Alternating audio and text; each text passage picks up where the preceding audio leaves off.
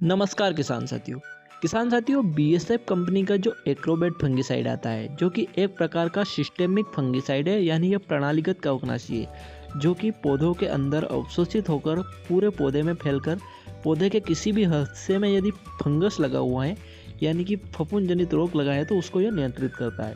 दोस्तों उसी के साथ में जो एक्रोबेट है उसमें ट्रांसमिनर एक्शन भी होता है, यानी कि जो पत्ती है उसके अगर निचली सतह पर फंगस लगा है तो जब आप इसे स्प्रे करते हैं तो पत्ती के ऊपर दवाई पड़ती है तो उसकी जो निचली सतह है उस पर भी ये पहुंच जाता है। इस यानी कि ये पत्ती के अंदर होते हुए निचली सतह पर पहुंच जाता है, जिससे पत्ती के पीछे लगने वाले फंगस को भी यह नियंत्रित करता है। साथ ही सिस्टेमिक एक्शन होने के कारण यानी कि प्रणालीगत कवकनाशी होने के कारण ये पौधे के अंदर अवशोषित होता है, जिससे पौधे के कहीं अन्य भाग में यदि फंगस लगा हुआ तो उसको भी यह नियंत्रित करता है। दोस्तों इसका एक और यह कार्य है कि यह क्यूरेटिव और प्रोटेक्टिव तौर पर कार्य करता है, यानी कि दोस्तों यदि आप इसे रोग लगने से पहले स्प्रे करते हैं तो ये रोग को नियंत्रित मतलब रोग को आने से रोकेगा, और यदि आप रोग लगने के बाद भी अगर स्प्रे करते हैं तो ये रोग को भी नियंत्रित करेगा। तो आजकल अधिकतर जो फंगिसाइड है वो क्यूरेटिव और प्रोटेक्टिव तौर पर बनाए जाते हैं। अब दोस्तों बात करते हैं कि इसमें कौन सा टेक्निकल पाया जाता है।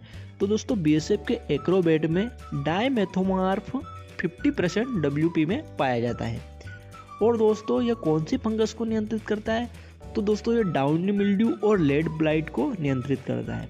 खास तौर पर यह डाउनी मिल्ड्यू और लेड ब्लाइट पर बहुत ही अच्छा रिजल्ट देता है। तो इसे आप अंगूर, आलू, प्याज, लहसुन और अन्य फसलों में जिसमें downy mildew, late blight fungus का अटैक होता है उन पर इसे स्प्रे कर सकते हैं। डोज की बात की जाए तो 400 ml प्रति एकड़ के अनुसार इसका डोज रखना है, यानी कि आपको इसे 2 ग्राम पर लीटर पानी के अनुसार आप इसका उपयोग कर सकते हैं। चलिए अब इसकी कुछ एडवांस बात कि यह फंगस को कैसे नियंत्रित करता है, यानी ये फंगस पे अपना कार्य कैसे करता है। तो दोस्तों इसकी क्रिया करने का तरीका स्टेरोल यानी एर्गोस्टेरोल संश्लेषण का अवरोध करना है। एक्रोबेट क्या करता है, फंगसाइड सेल वॉल लिसिस की अपनी अनूठी क्रियाविधि के साथ कवक के जो सभी चरण हैं उनके खिलाफ प्रभावी रहता है, और इसका उपयोग निवारक अनुप्रयोग के रूप में किया जा सकता है, यानी कि इसे ट्रांसलेमिनर और एंटी स्पोरुलेंट क्रिया के कारण प्रभावी परिणाम प्रदान करता है। दोस्तों ये जो पाइथियम और फाइटोप्तेरा प्रजातियां की जो फंगस है उसके विरुद्ध ये अच्छा कार्य करता है, यानी कि लेड ब्लाइट और डाउनी मिल्ड्यू जैसे फंगल को यह बहुत अच्छी तरह से नियंत्रित करता है। तो कुछ इस प्रकार से हमने एक्रोबेट की जानकारी दी है दोस्तों।